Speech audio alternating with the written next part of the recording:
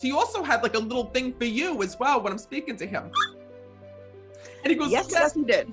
He goes, Not many people knew that. I wasn't going to bring this up. She was hoping I wasn't going to bring this up. I just wanted to see where things would go. That's all I'm saying, he said to me.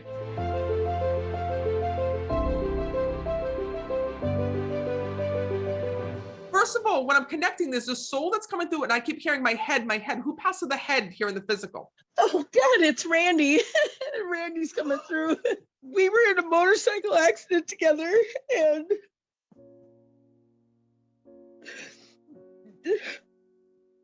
he died to save me. His head hit the back of a car, and he died instantly. He's here.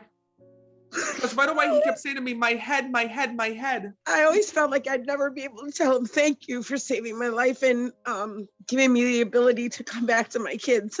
Please know his soul is here.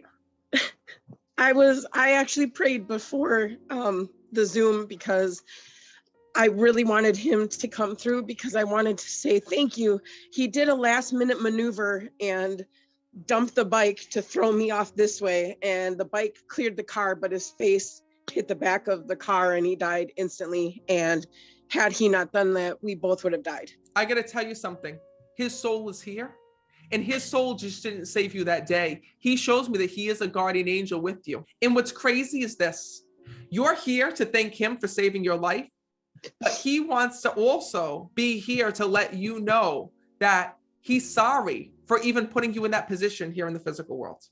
When I'm connecting with him, you got to understand the person that he was. When I'm connecting with him, he was a daredevil here in this world. When I'm connecting with him, he loved life. When I'm speaking to him, he says to me, Matt, he says, I knew everybody. I was out all the time. He shows me when I'm connecting with him. He was like the mayor when I'm connecting with him. He shows me him clinking glasses and meeting with people, because I loved life so much.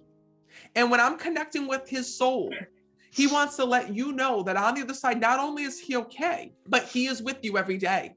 And he's actually coming through for one reason, not just to talk about the accident, but to let you know that on the other side, he saw all the ways that you remembered him after his passing. He actually shows me that there were bumper stickers that were made, or people put bumper stickers on their car or on the back of their cars. He also shows me when I'm connecting from the other side about there being a candlelight vigil for him and the things that people had done for him. He sees that. And he says to me, Matt, I didn't realize here in this world that I was so loved. To him, you might think that it was not enough, but to him, that meant the world to him when I'm connecting. And he says to me, Matt, he says, the one thing that I need to let her know is this. You know, here in this world, he was somebody who always was taking care of other people. That was him. And he says, Matt, he says, here in this world, he says, that's what I love to do. I love to take care of everyone else around me, he tells me. And even on the other side, he tells me that his soul still hasn't left you. What's crazy is that he was a goofball here in this world when I'm connecting with him. Because when I'm connecting with him, he said to me, Matt, he goes, I gotta tell you something.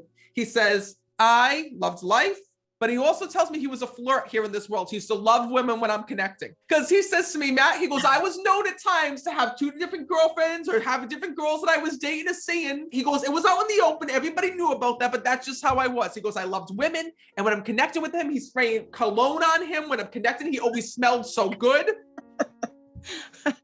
Yeah. And he also shows me he used to have like these custom jackets here in this world. Like he used to have these jackets that he used to like have made here in the physical, because he's bringing that through. Because I see this jacket with patches on it when I'm connecting with him. He says to me, Matt, let her know this is how I want to be remembered. He goes, I want to be, and he's making me laugh, because he's going to me, I want to be remembered as a stallion in heaven, Matt. That's how I want to be remembered. And he's bringing that through when I'm speaking to him. He actually shows me that here in this world, he also had like a little thing for you as well when I'm speaking to him. And he goes, yes, he did. He goes, not many people knew that. I wasn't going to bring this up. She was hoping I wasn't going to bring this up. He goes, but let me tell you something. He goes, I just wanted to see where things would go. That's all I'm saying, he said to me. But it's actually, he was a sweetheart. He really was. And he cared about everyone, regardless of whether they liked him or gave it back or anything like that. That was just him. He says to me that since his passing, you've been trying every which way to get in touch with him. He shows me, like, you even trying to connect yourself with the other side, with the afterlife. He shows me you go into different mediums. He shows me all of these things that you've been doing to try to get in touch with his soul.